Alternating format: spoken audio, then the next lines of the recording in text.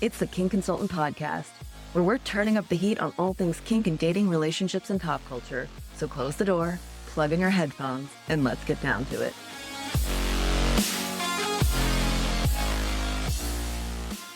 Hey everybody, welcome to this week's episode of the Kink Consultant. I am here with Emma Velicky, the founder of Saturday Box, a kink and roleplay adventure company.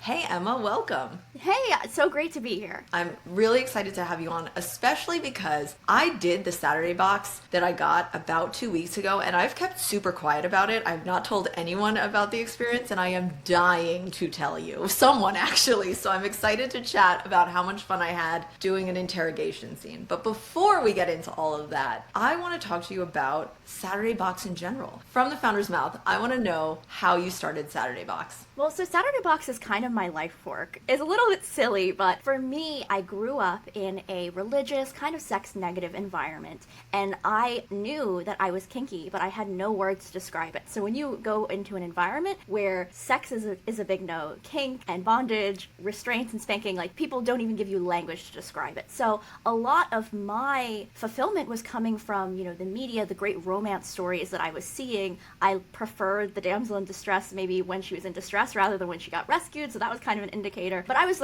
thriving off these stories. It led me to, become a romance author, to explore all of these creative pursuits and throw my energy into that. At the same time, lagging behind it, I would say, was a little bit of my practical experience, learning what it is to actually negotiate that kind of thing with partners, having actual words for their first time in actual sexual education. But finally, it's, really started to catch up when I met my current husband, who was not, super kinky to begin with, but he is a game designer, and his way of looking at kink and playfulness was so refreshing and so filling, and we were able to use, our great relationship skills and communication, and also our professional creative energy to really create novel experiences for us. And when I realized that people were, asking me, what do I do next? What's the tip? Coming back for more, I was like, this really could be something to help other people to close the gap between these amazing fantasy experiences they have in their head and the reality that often comes with it. So that's kind of the genesis of Saturday Box. I love the genesis, but I need to take a moment because I'm obsessed with love and romance. You are a romance author who got together with a game designer who then brought both of these skills together to create Saturday Box. Yes, absolutely. We do a thing where probably I'm, doing more of the nitty gritty and I do the actual writing,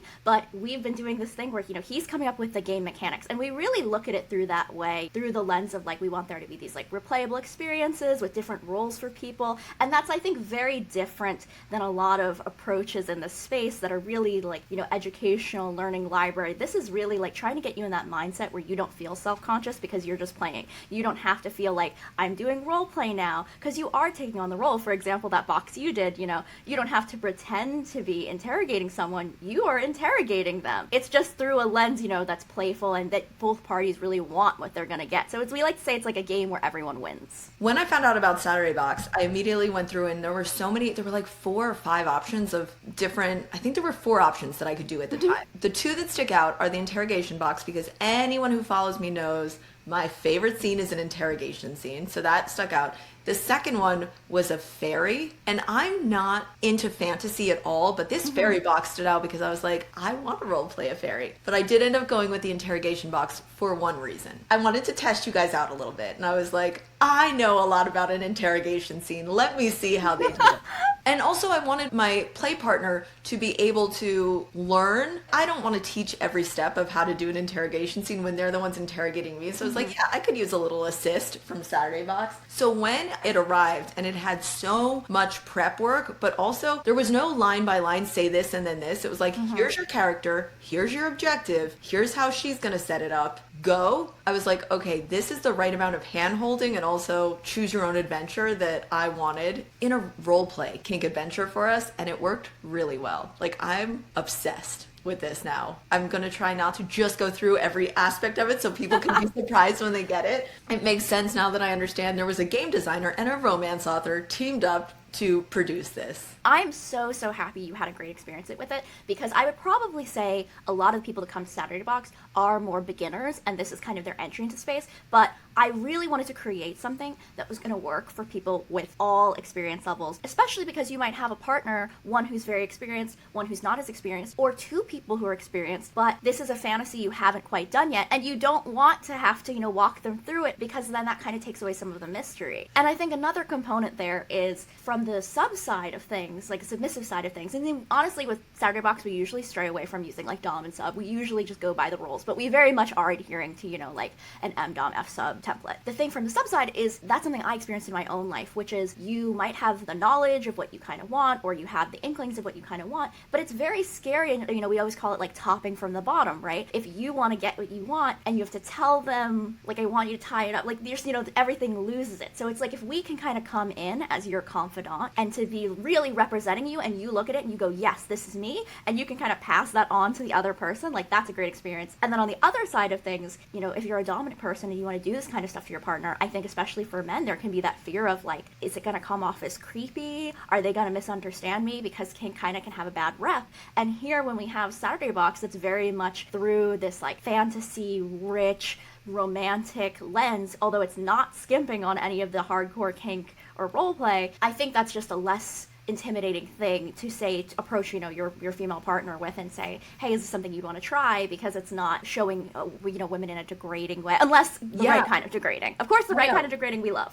I love some consensual degradation. Absolutely. Yeah. You're spot on with that, because I end up as a sex and relationship coach working with a lot of men who fear letting their dominant side show because of years of counter teaching of don't be yourself, be gentle, be nice, don't be aggressive. And there's a confusion about what dominance is versus what I guess the alpha male is, which not a huge fan of that term anyway. But because it's also based on a study that's debunked. It's really interesting to me always, like, what is dominant and what is not. And I mean, it's really funny. We've been watching Friends. I've never seen Friends because, again, I grew up in kind of a religious-y way. One of the many shows that were off the table, along with Sabrina the Teenage Witch, because that was considered a cult. I couldn't watch the crossover of Wizards of Waverly Place when they did the vampires, so no vampires. And also, I was not allowed to watch Friends because it was too sexual, which now watching it, I mean, it is kind of sexual, but we've been watching it. And, you have, like, Ross, who everyone loves to hate, and he is very overprotective, and he gets angry, and he gets aggressive.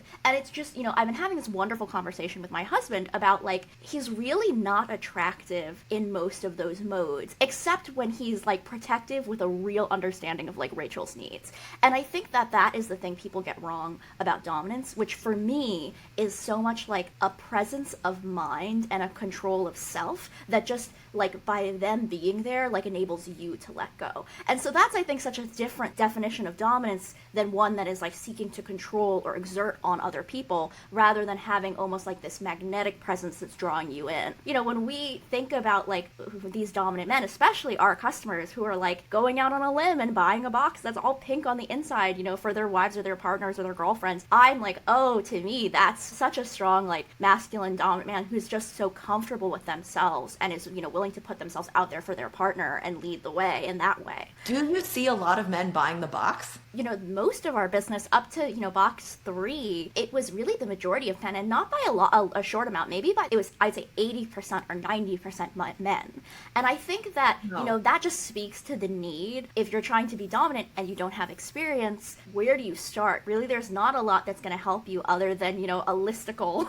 And like a listicle can't really help you that much. That was kind of the trend, and that started to reverse a little bit, where we've been getting a lot more women with this fairy tale box that you had mentioned, because I think fae and fae romance and fairy, like, that's such a big part of the zeitgeist in female romance culture right now. I think it's really awesome to be able to tap into that with all these women and their book boyfriends, and there, you see sometimes content that's like, this is my book boyfriend, but to say, like, no, he can and he will. And I think just bridging that gap for us is, like, really our goal, where we can have both people kind of start from, this is where my fantasy experiences, this is where my locus of desire is, and here's how I can connect it to my real life partner and get to, like, share some of that about me and to develop a new exciting thing with them. How are you releasing the boxes? Like, are there themes every quarter or something? Like, in 6 months, would I still be able to come to the site and buy the interrogation box? We definitely take an evergreen approach. There are a lot of companies that like to do like this like exclusive like drop thing. Like, look, that's never going to be us unless we have a problem with stock. Like, we will have a problem with stock at some points.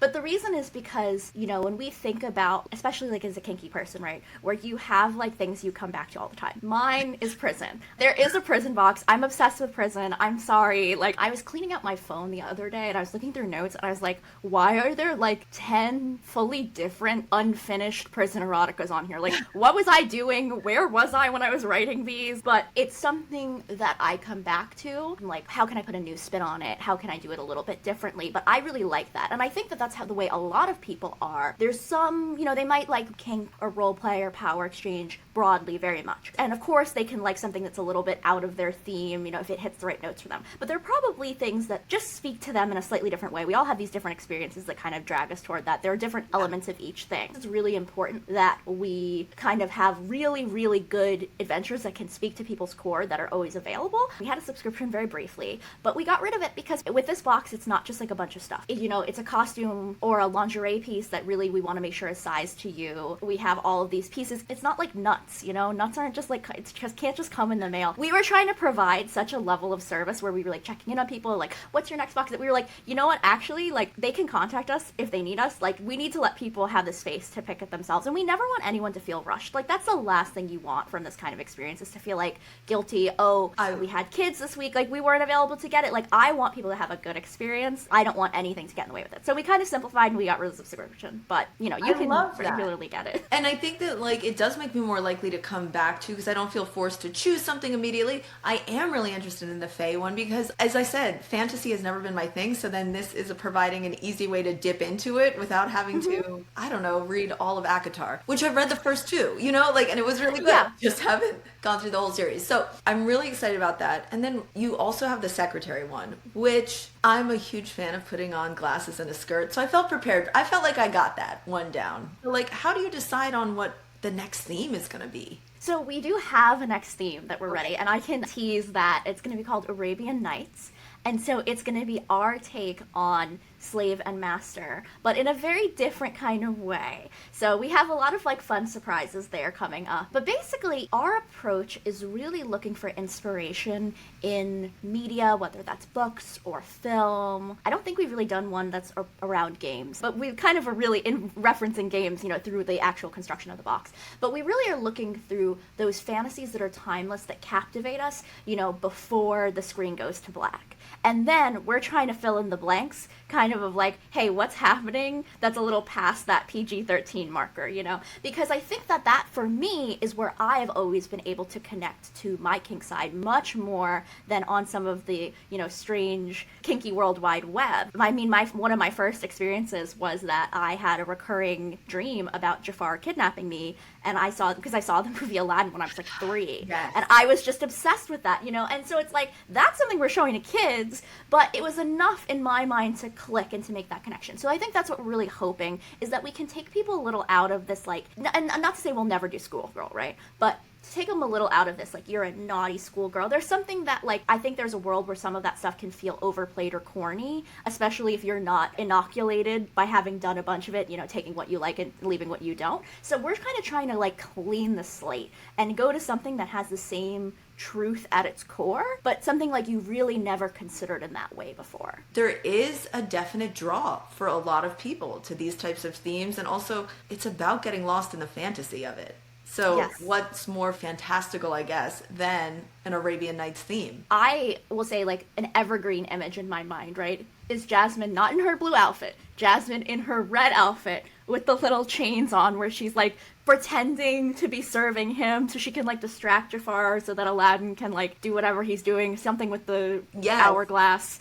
So there's definitely that. And then the other thing is obviously Scheherazade, which I really like, but, you know, is a little intense in that there's the threat of her being killed if she cannot, you know, tell her story. So we're kind of trying to weave in some elements of that into our boxes in a way that, you know, kind of gives a little bit of a nod to them, but maybe is going to be a little bit more chill in some ways and maybe a little bit less chill in other ways. So what's your process though of like, you're not just giving people, and I don't know if all of the boxes are like this, but with the interrogation scene, I had options of how I was going to play my character. They were fully baked out. There were 3 separate cards of you can play it any of these 3 ways, and it gave details on like how I might act in it. I mean, it was helpful until we did a little bit of our choose our own adventure in how we went with it, and I'm going to talk about that, but how do you create the interpretations of how the characters are going to be? Is that a little bit of your romance authoring and your husband's game design? We try to really come up with a compelling storyline, a compelling through line,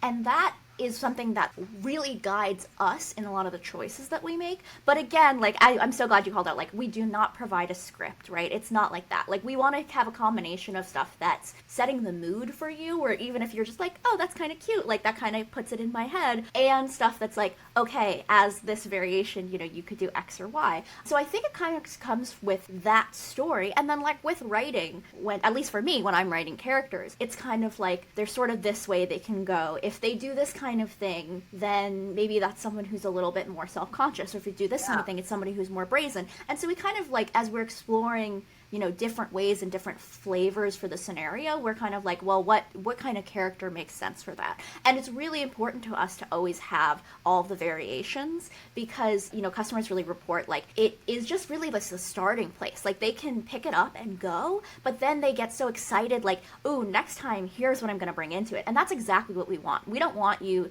to, you know, have to stay by the book. We want you to feel inspired and feel empowered. Like with video games, we want to create like the really great sandbox for you to play in, and then this is something you can kind of come back to if you're looking for a new idea or you want to try something different. Because I think for me, like, you know, have almost like a default sub persona, I guess, that I like usually have. You know, it really is like an active effort to try to do something else, to give it a different flavor, to be more sensual or more confident. And, you know, like, you really have to kind of sit with yourself and be like, okay, these are the things I do. So we try to do some of that for you, and being like, okay, if you want to be a character that's more proud, or a character that's more domestic, and like kind of laying that out and giving you a little bit of the rationale behind it. I don't know, you know, for some people, like, that may not matter. I took like at least acting 1, and it was really, really, you know, rationale driven. So I think it can just kind of help get it in your head. Are you also writing the dominant roles then? Yeah, I do that with a kind of a combination of between, you know, me and my husband, because I think I'm really good at coming up with like the rationale, like the story, like who is this guy? And he's really good at coming out like, okay, and that's what you need to do to like be that guy, or to be that guy for your partner. But it's so wonderful to work with my husband, because there is like a gap in my knowledge, you know, being one half of the equation.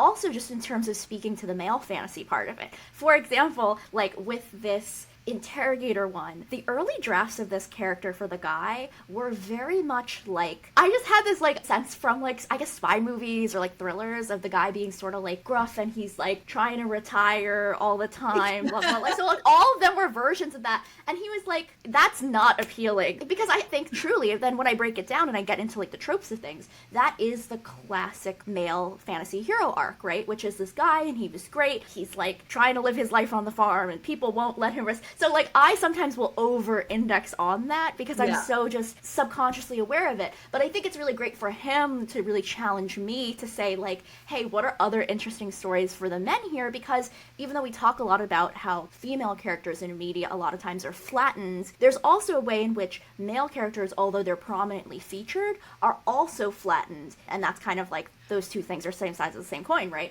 Even though, like, we're the sexual wellness company, just, you know, really digging into that and trying to bring out, like, what are different stories, like, what are different angles, like, what are different motivations for people, because we know that different people are going to identify with different things. We don't want it to just always be, like, the guy who's the lone wolf, you know, because we've just seen that story told so many times before. I think part of what we try to do with Saturday Box, this is kind of getting back to that conversation about, like, what does it really mean to be dominant? Instead of, you know, having characters that basically, like, one character just wants to control the other character. Yeah. That's what's great about the situational, and I think that's what's so appealing about a lot of these non-sexual fantasies, is that it's grounded in motivation. Some of the internal power struggles are externalized by the circumstance, so you're able to follow it a little bit better. You're like, oh, it's not that he just, like, literally wants to tie this woman up. It's that he needs to tie this woman up, because if he doesn't tie her up, then she's going to get access to this thing, right? And so abstracting out to that level can make people feel a little more comfortable.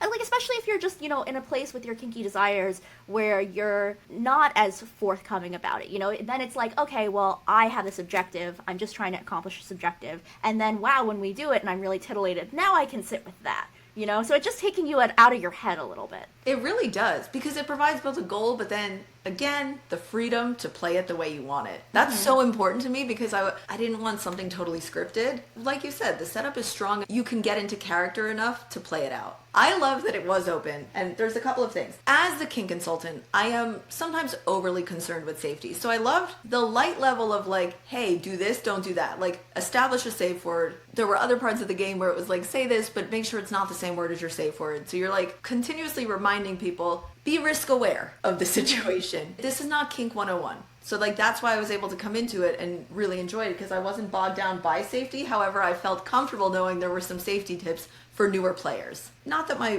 play partner is super new, I just would say that I've been involved in more scenes and more scene negotiation than him, so like knowing that he was able to like just be reminded of some of these things was helpful. Have you had feedback on that since launching? I think that people really appreciate that there is that safety element. In the beginning, one of our big strategies was we were getting the box out to like a lot of sex therapists, and some who specialized in kink and some who didn't specialize in kink. And we got really great feedback about that, because I think people really liked, you know, the information that we were providing, which we provide in every box, although we try to keep it different. And that's part of our advantage as a kink and roleplay brand, where instead of it being the one kinky box among many different boxes, some of them are like, use a feather under your nose, right? People kind of know what they're getting into with us. So we get to give specific to that box, hey, here's something that might come up for you, you know, calling that out. And then it's almost like we get to be the bad guy instead of you having to like bring up to your partner. Now, we're never going to get everything, so we really try to give that framework of like, hey, mistakes might happen. Here are times where you might want to pause, like make sure you're reading their body language. Do not rely on a safe word. Like, that's very important. But I think it's kind of nice for us to be able to do that,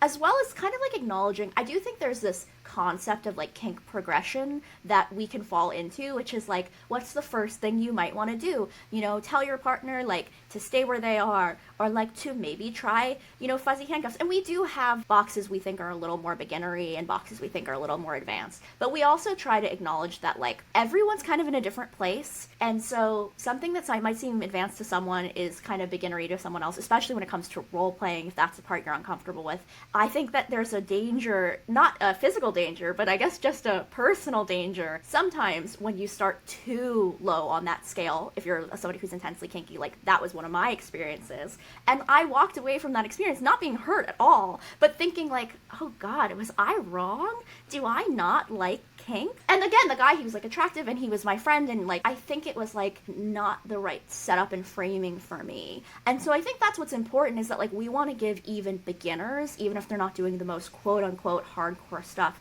the framing they need to have a really good experience. And like, look, I'm sure like if somebody who's very vanilla and does it, you know, they might still say it's not for them, but hopefully they can enjoy the other elements of it that are about playing with your partner, that are, you know, romantic and sensual and stuff like that, and they can like, you know, tailor their experience towards that. But we just want to make sure like we're giving people enough of the pie that they can kind of launch off of it rather than doubt themselves and their whole identity. For sure. Oh my gosh. Because already sex education is lacking so much. This is like a soapbox that I've been on lately. And kink exists, and you and I were both kinky from a very young age, but had no context, had no education around it. We were just sort of like, I always describe myself as walking around feeling like a little weirdo. Because I was like, I know I'm into something that I know not to talk about openly, but I don't understand it. And I actually think a lot of my true sexual development was far delayed because of it. Because I couldn't understand that what I was interested in had anything to do with my sex life. And I'm not saying all kink does.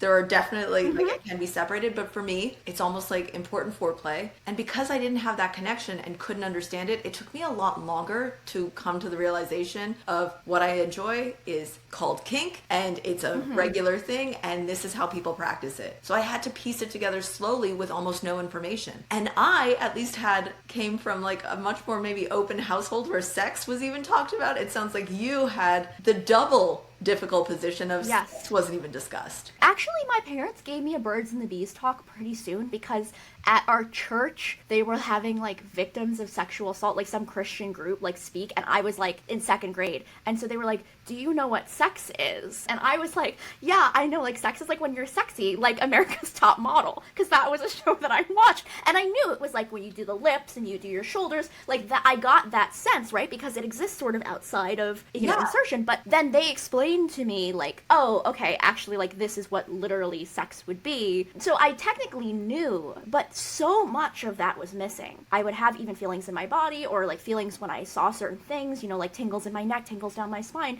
and not know how to interpret that. I started going on these, you know, strange kink websites that are still probably up, you know, where they're neon colors and like weird pop-up ads. Yes. And I didn't know that they were kink because people aren't really having sex. And I'd be like, wow, why am I so interested in it? That's weird. I mean, I read a pirated version of 50 Shades of Grey on the bus when I was part of a Miss Teen USA pageant. I was just like reading it privately to myself and being like, this is so interesting and compelling. I don't know what to do with this. I would like be on the site Literotica in AP US History reading it. Here's where the like healthy line would be. So everything just felt really blurred. And I think that can be what's scary with kink, is where you're not sure what's okay, so it's hard to know what's not okay for you, because it already feels like you're past the line where everyone would say, oh, this is not okay, like you shouldn't be doing this to women, you shouldn't be restrained by your partner, blah blah blah, everything's supposed to be wild and free. So I think it's hard to interpret like, hey, where are my personal boundaries? And it took a really long time for me to develop that sense. Yes, I am obviously all for consent, but my personal boundaries and what I'm open to feeling I need to consent to versus what I would just want to happen, especially as a submissive partner, is really difficult to balance out sometimes because the nuances aren't taught. That's what you have to figure out for yourself. And I think part of our larger mission with Saturday Box is normalizing kink, and not just normalizing it in terms of, okay, people know about it and they, you know, accept that people do it, right? To kind of change what that means and what that means to the world. Because realistically, like when we talk about consent, we're talking about changing not only sometimes what like a legal definition, we're changing the norms of like what's acceptable, right? Is it acceptable to kiss someone without asking? I think for some people, they would like to be asked. But for me, like I'm adopted, I grew up with Italian Americans, and every relative that is not even related to you kisses you on the mouth. It's not like you love it. It's fine. And you know, it's not a violation. It's more just like now you have some old person's mouth on you. You know, and I think that because through my mindset of that's what it is, it would be pretty hard for me to feel violated depending on the circumstances. Obviously, if I'm at work and my boss kisses me, right, that is, you know, definitely sexual harassment. Good example.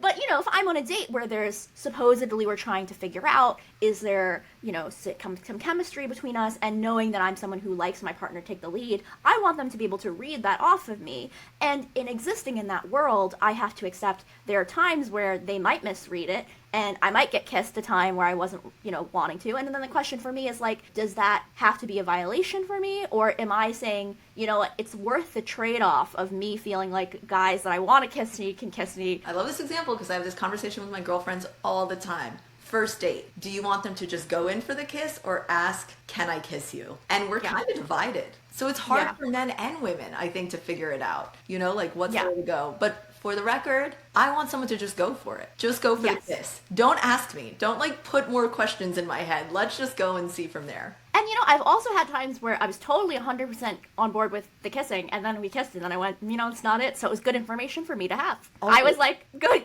Glad that we kissed. Glad now, save everybody some time. I know, it does save time when you get a kiss on the first date. Maybe I should be kissing more on a first date, because like I won't go for it. And if they don't go for it, I'm not going to be like, come here. That's not my way. One of the predominant features about kink, to me, emotional intelligence. And I think like that's one of the things that makes it succeed the most, because, you know, you should be having the safety discussions. You should be laying it out online. A lot of it is like creating an environment where people are comfortable enough to do this with you. Creating an environment where you're engaging in, you know, like we'll say semi-risky behavior, and you want someone who's like both partners should be watching out for the other one. And I think that to me, that's sort of where kissing is like that entry into it, where it's like, I want to be kissed and not someone to have to ask me, but I want them to be right, you know? And if they're not right, I'm not like angry with them, but like that's also something I'm looking for in a partner, someone who can read my body signals, because that's incredibly important once you start getting into that, you know, someone who is so present. And that's just, again, also funny because I would say like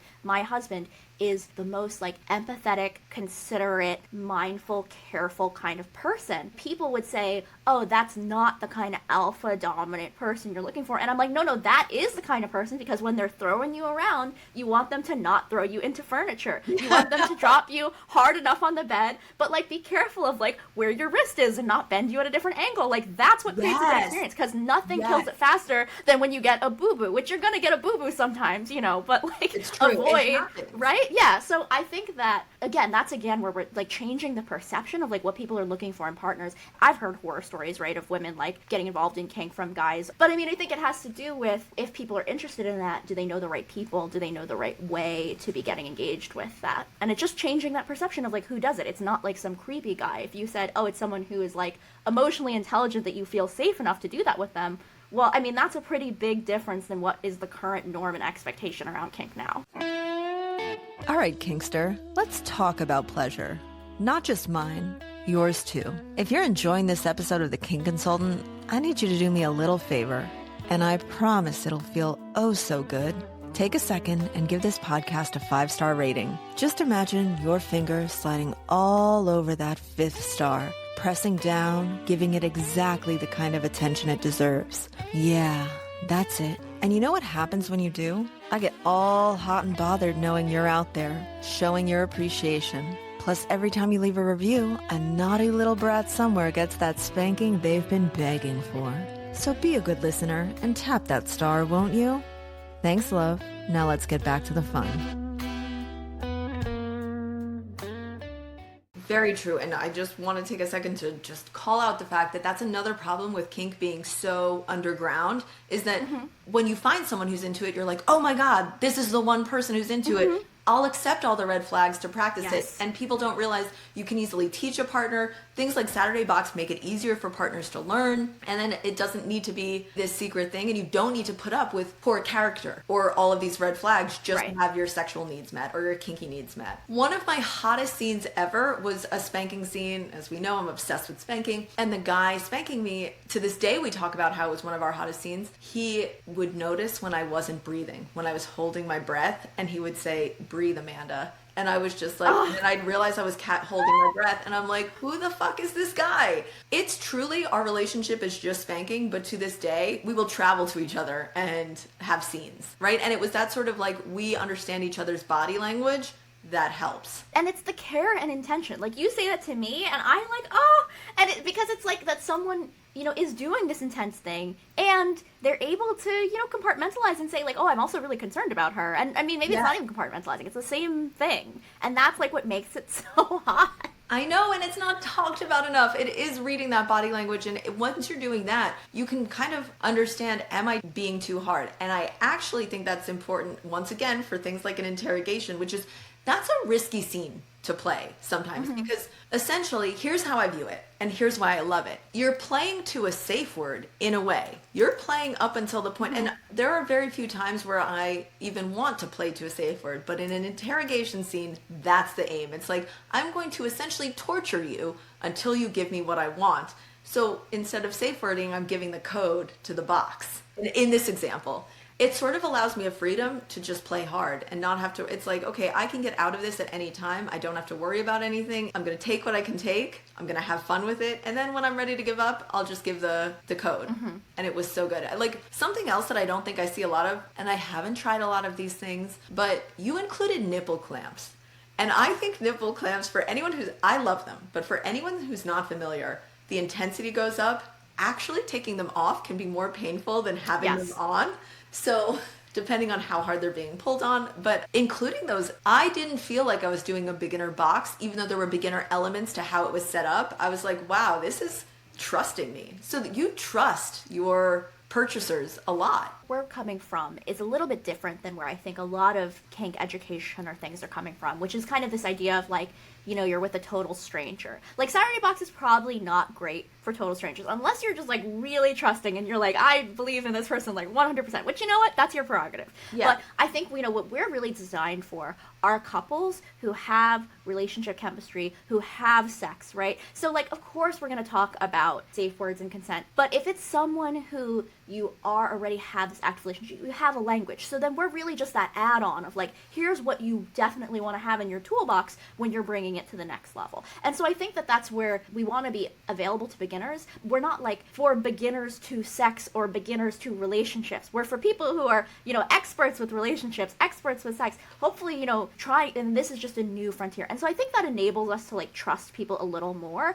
We're always trusting that you care about this person and that you want to do right by them. And I think no matter what we have written on the card, if that's true, like I do feel that kink can be a very safe and rewarding experience. And if that's not true, then there's nothing that we can write to, you know, help that case, right? You're 100% right. I like this Saturday box because it did give me that trust. It was sort of like, I felt like I wasn't being babied into it. It was sort of like, you're kinky, we see you, try this. Those were my marching orders.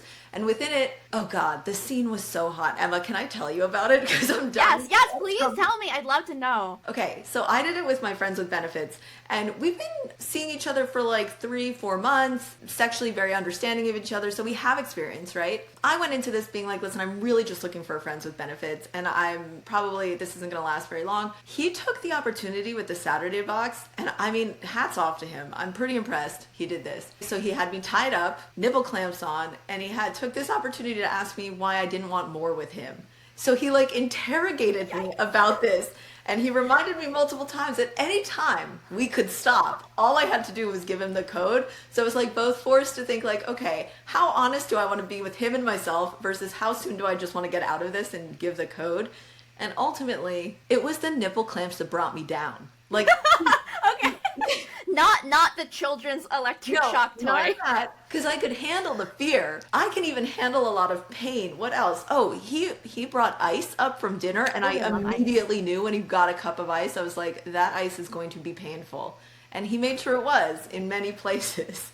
But yeah, the nipple clamps were what did me in. So I was like, damn these nipple clamps being included. But did love the bondage tape being included. Yes. Bondage tape is something I recommend to a lot of people because it's so easy to use that is kind of idiot-proof. It's also really versatile. You can do like gags, like where it goes around the mouth and you just tighten. Basically, for anyone who does not know what bondage tape is, right, it sticks to itself, so there's nothing sticky. So it's great because you don't have that like Band-Aid ripping off. It sticks to itself, so you kind of are using just like static cling essentially to get it together. So you can wrap it around your mouth a bunch of times, which you might not want to do something like duct tape. So you can use it for a lot of different things. It's so easy to use. And I really love that you were riffing on things. I think that's amazing. And I love that you were able to bring in an element of your relationship. We talk a lot about like scenes, and we talk about like start and stop. And something that we really want to kind of, you know, incorporate with Saturday Box is one, people being able to like put their own riffs on it like you did, but also, you know, figuring out how this is going to be able to kind of add a little bit of spice to just your, you know, your relationship and like a thing that you can reference or thing that you can kind of get excited for, because I think that's another joy once you're, you know, whether you identify as being someone who's a kinkster or like is into kink,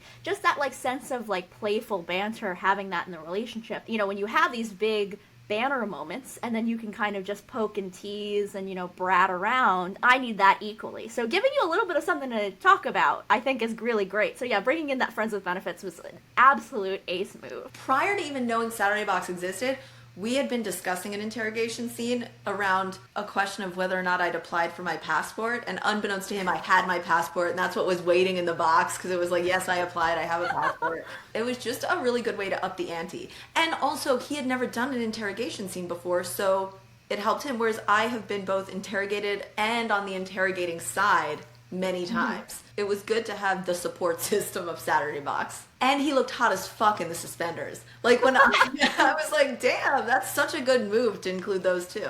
I feel I looked good in my outfit too. When we think about what we want Saturday Box to be, a lot of it is based off of like my good experiences and my bad experiences. And my bad experiences have not been like kinky situations where I've been pushed too far in general, I would actually say. It's more from people who did not necessarily express an interest in kink or were thought conflate that with sort of like rough sex, and just the norms around it not being, you know, what we want. So I think in some ways, like, that's what we are doing more for safety than even like the safety card, is kind of painting this picture picture of like, this is what the ideal case looks like, and kind of giving you that menu and buffet of options of things to choose from, so that you're not just pulling things completely out of left field, you know? And so it's like, okay, well, obviously ice is like right next door, you know, like you kind of know, it gives you something to kind of slot stuff into. Because we were in a hotel room too. These are great for hotel rooms because you're already out of your element. The night before when we were packing, I took everything out of the box and like it was just easy to bring like a few things and then pack the cards. So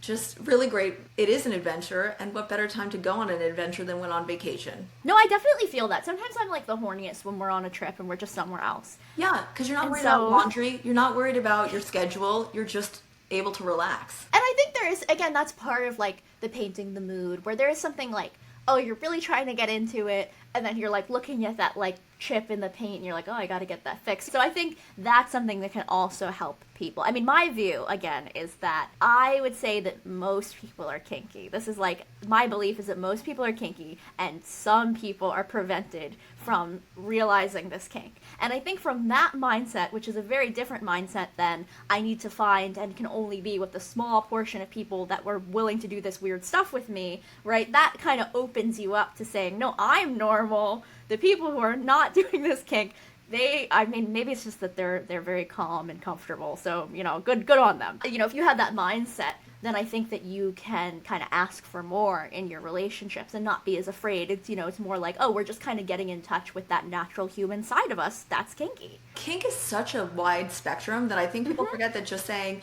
like a few weeks ago on the podcast I had Life with Dillion, we talked about how just saying good girl is actually kinky. So yes, I would agree with you. I think most people are kinky, or play with kink in their relationship. Okay, speaking of most people being kinky, I am a switch. I recognize from how the box is, I could easily be the interrogator, right? The outfits would be different though, and the rules would be different. So, do you plan on making a box with a switch? Have you had female doms reach out saying that they wanted a box? A lot of my clients are women who want to be more dominant, and they come to learn from me. Yeah, I mean, we do have occasionally people who say, oh, hey, you know, I like to play the other way. Is Saturday Box going to be good for me? So we put together this little guide called Switching It Up that's available on our website. It's like in our How to Play guide. So this is kind of like, hey, here's like boxes that are a little better for that. Here are elements that we play with. One of them is we have the different variations, and we do include a little blurb on the main card of like kind of an alternate backstory if you want to gender swap things. And then for our sensual experience, which we basically have, the boxes usually kind of have two experiences. We have the main one, and then we have a sensual starter that's a little bit, we'll say, calmer. It's a little bit of a different activity that's kind of warming you up to things in general. So we try to do a little bit, turn down the role play, turn down the kink, turn up the romance and the sensuality. And that's something we do to not just please people who want something a little more neutral where they can swap roles, but we also do it as kind of like a warm-up, or for people where, you know, maybe that's the one that people really like because they're just like, I love touching, I like love the focus and presence of mind. So we kind of have that. As far as like making our own specific roles, you know, fully flipped boxes, like as you can see, you know, we really have such a deep well of knowledge that's based in personal experience, and I unfortunately am not a switch at all. So I think that we would probably have to be at the kind of size where we could justify like experimental going the other box way. And we'd have to hire someone, because I feel like, you know, one of the reasons that we're not gender neutral is because there is a lot to play off of with gender dynamics when it comes to power dynamics. There are a lot of ways that women have historically been cast in roles, both in fantasy and history and in different situations, that I think there is a sense of, you know, them being able to use their sexuality kind of to manipulate the outcome. And so that's a lot of what we're playing with Saturday Box. And so if we were to switch that, it would just be looking at a completely different set, and we would want to apply as much care and attention to it. And I don't feel like I could do it. You know, I don't really know enough about that side of the tree to be able to say I represent, you know, this experience for all those kinksters. Thank you for answering that. I love knowing that the switch part exists on the website, but also I understand, in my experience, the majority breakdown is there are a lot of male doms and female submissives, and that is a lot of the dynamics that I see. So I understand, like, that is a majority too out there, or at least it feels like it. I'm not saying that's all that there is out there, but like, your Saturday Box is catering to a specific group of people, as businesses do. You have chosen your market, and that is who it is. We're a very niche small business, and you know, it comes down to like,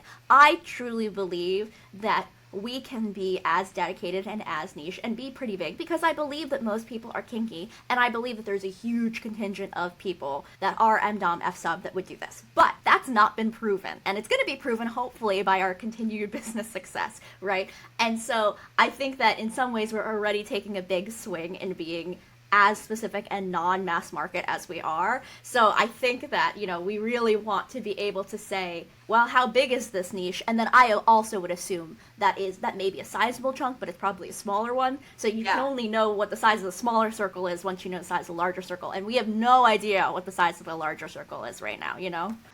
If you want to have as much fun as I had during my interrogation scene, I highly recommend you check out SaturdayBox.com and use code TKC at checkout for 10% off. Code expires May 30th. I feel that as a kink creator on social media, it's sort of like I'm not giving general sex advice. The fact that I even use the word kink is quite alienating. I love that you're a kink and roleplay adventure. Roleplay itself is at least a word that people are more familiar with and can identify with. Whereas when you say kink, it's almost like people put up like a, that's not me, that's not me. Do you know what I mean? Because kink in the media has been portrayed by a lot of alternative types. And there's nothing wrong with that. Like some of my best friends are the exact epitome of like the kinky alternative type, but then it makes it hard for other people to identify. I think that's one of the things that I've noticed. Not the kink community, actually, the general community who we're describing are probably kinky or enjoy some kink. What they're imagining is, oh, I'm not kinky because I don't like whips and chains. And it's like, there's so much more to it. And this is something that has been said, like we were watching Bones. There was some line in it that was talking about, it was like an S&M episode. And there was some line about like, I don't need to hurt people to have good sex. And it was so smug. There was like really a time that was like very anti-kink, but kink had entered the chat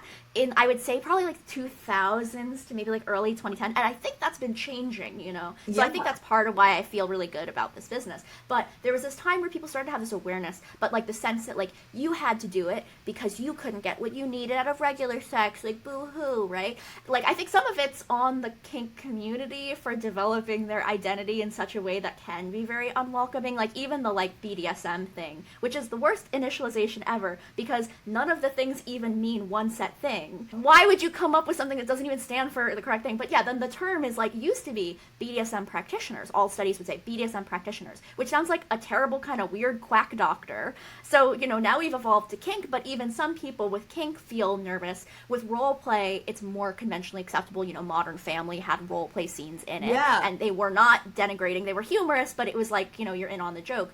However, there are people, like I had a friend, you know, a previous friend with benefits. We did a bunch of kinky stuff together, and he, you know, knows I have his company, is very supportive of it, and he's just like, oh, but I would never do one of those boxes because I don't role play. And I was like, okay, well, would you do costumes? And he's like, yes. And I'm like, well, you obviously do all the kink stuff. And he's like, yes. And so for some reason, that drew a line in the sand for him because I guess he just felt like it was too silly. But the thing is, we were doing role play because when I was doing like Yes Master, or like letting him crop me, I am playing because I don't have to let him because he has no power over me. So, you know, a lot of it is that mindset and the labels that we put on it. But at the same time, I would say from a brand perspective, there are brands that are like, as you mentioned, alternative, unapologetically kinky, you know, leather hoods, like red and black, and like that exists. And that, you know, is very like unapologetic, but it also can be a little unwelcoming. And then you kind of have this other entrant into the market where you have like the Gen Z pastel type brands that are like, it's just women, you know, it's just completely about empowerment and like getting in touch with yourself. And like, I like the mission of a lot of those brands, but there's something very like sanitized and corporate about them. Yeah. And like, for example, like there's like OMG Yes or something. There are all these things that are like ethical, like porn for women. And it's always like, I don't want to see violence against women. And like, I don't want to see violence against women either. But what they kind of mean to say, they're kind of talking out of the side of their mouth and being like, the only kind of like BDSM or kink we want to see would be the like most gentle form of like we're mutually tying each other up, and that's not going to do it for me, you know? So I think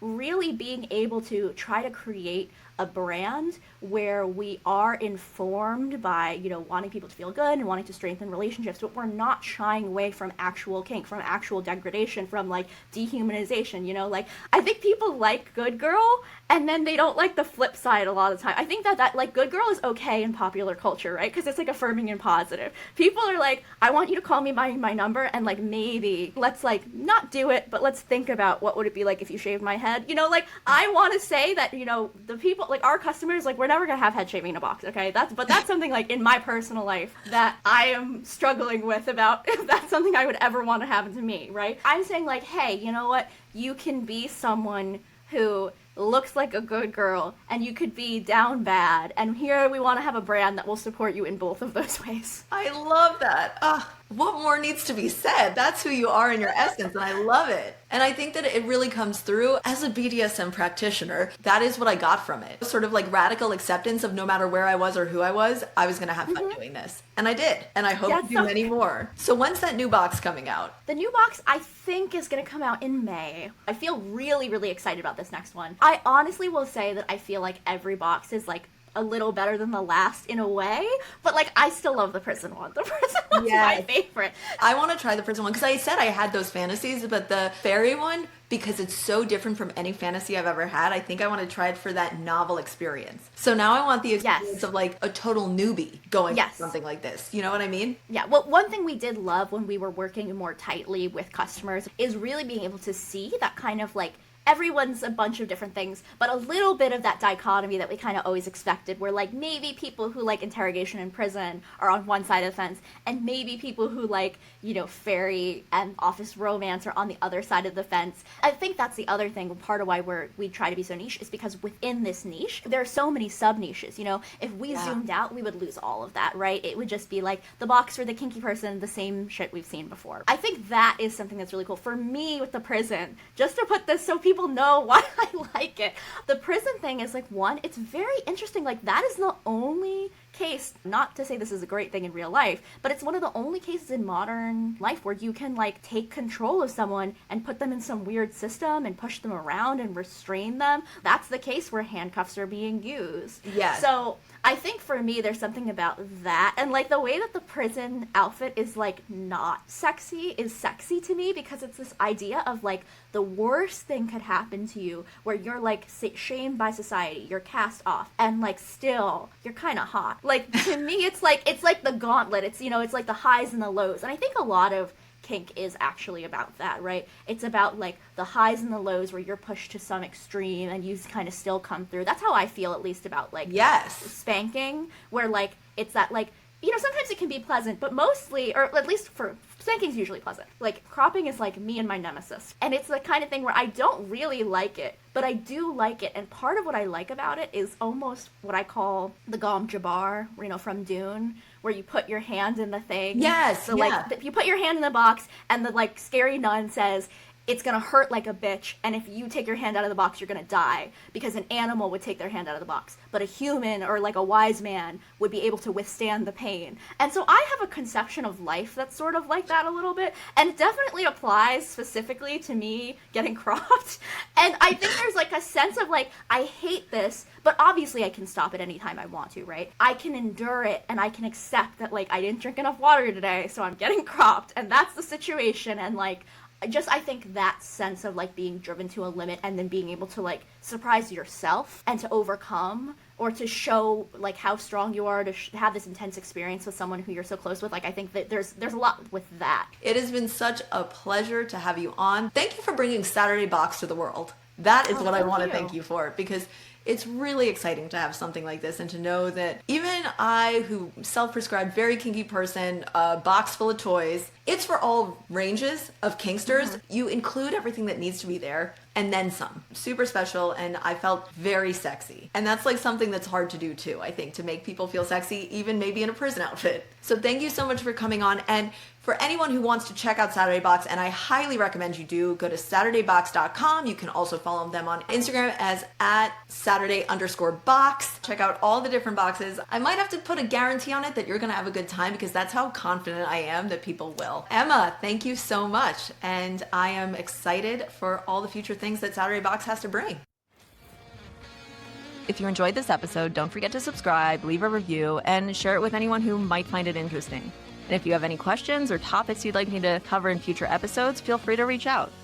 Email info@thekinkconsultant.com. Until next time, keep on kinking on.